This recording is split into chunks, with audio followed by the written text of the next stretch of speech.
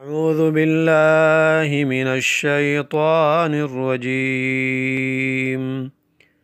وإذ نجيناكم من آل فرعون يسومونكم سوء العذاب۔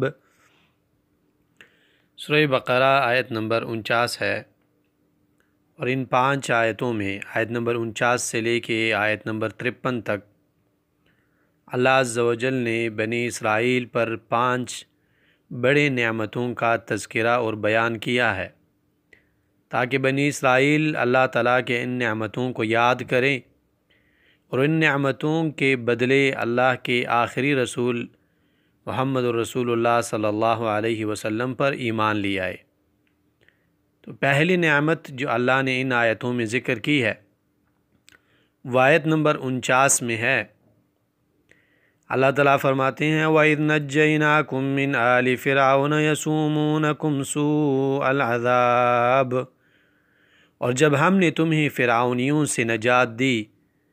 جو تمہیں بدترین عذاب دیتے تھے، جو تمہارے لڑکوں کو مار ڈالتے تھے اور تمہاری لڑکیوں کو چھوڑ دیتے تھے، اس نجات دینے میں تمہارے رب کی بڑی مہربانی تھی۔ تو پہلی نعمت جو اللہ عز و جل نے ذکر کی ہے آیت نمبر 49 میں ہے،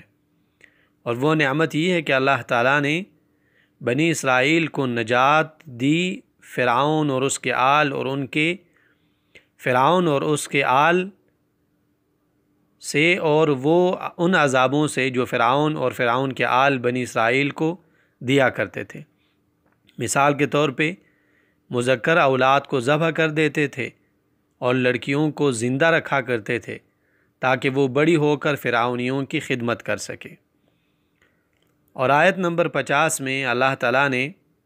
دوسری نعمت ذکر کی ہے، اور دوسری نعمت یہ تھی کہ جب بنی اسرائیل ہجرت کرنے لگے، اپنے گھروں سے نکلے اور دریا تک جا کر پہنچے اور فرعون کا لشکر ان کے پیچھے تھا، تو اس وقت میں اللہ سبحانہ و تعالیٰ نے بحر کو بنی اسرائیل کے لیے چیر پہاڑ دیا اور بنی اسرائیل اس سے گزرے اور فرعون اور اس کے آل کو اس پانی میں غرق کیا گیا۔ تو اللہ فرماتے ہیں وَإِذْ فَرَقْنَا بِكُمُ الْبَحْرَ فَأَنْجَيْنَاكُمْ وَأَغْرَقْنَا آلَ فِرْعَوْنَ وَأَنْتُمْ تَنْظُرُونَ، اور جب ہم نے تمہارے لیے دریا چیر پہاڑ دیا اور تمہیں اس سے پار کر دیا، اور فرعونیوں کو تمہارے نظروں کے سامنے اس میں ڈبو دیا۔ تو دوسری نعمت جو اللہ عز و جل نے ذکر کی ہے وہ بحر کا چیر پھاڑنا اور فرعونیوں کو بنی اسرائیل کے آنکھوں کے سامنے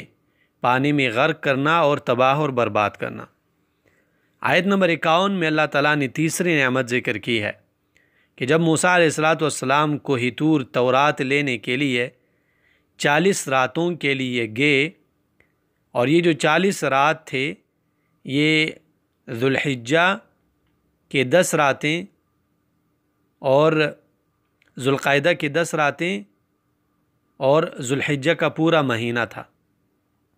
جب موسیٰ علیہ السلام وہاں گئے تو سامری نام ایک شخص نے، جو کہ موسیٰ علیہ السلام کے قوم میں سے تھا، ایک بچھڑا بنایا اور بنی اسرائیل کو اس بچھڑے کی عبادت کرنے کی ترغیب دی گئی، تو اکثر بنی اسرائیل اس بچھڑے کی عبادت میں مبتلا ہو گئے۔ اللہ سبحانہ وتعالیٰ آیت نمبر 51 میں فرماتے ہیں کہ شرک کرنے کے باوجود جب آپ اللہ تعالیٰ کی طرف پلٹے، اللہ تعالیٰ نے آپ کے توبہ کو قبول کیا تاکہ آپ شکر کر سکے۔ وَإِذْ وَعَدْنَا مُوسَىٰ 40 لَيْلَةً، اور ہم نے موسیٰ علیہ السلام کے ساتھ 40 راتوں کا وعدہ کیا۔ تو موسیٰ علیہ السلام چلے گئے، پھر تم نے اس کے بعد بچھڑا پوجنا شروع کر دیا، یعنی بچھڑے کی عبادت،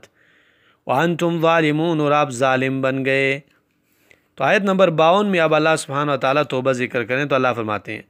ثُمَّ عَفَوْنَا عَنْكُمْ مِنْ بَعْدِ ذَلِكَ لَعَلَّكُمْ تَشْكُرُونَ، لیکن ہم نے باوجود اس کے کہ تم نے بچھڑے کو پوجا، بچھڑے کی عبادت کی، اللہ فرماتے ہیں لیکن ہم نے باوجود اس کے پھر بھی تمہیں معاف کر دیا تاکہ تم شکر کرو۔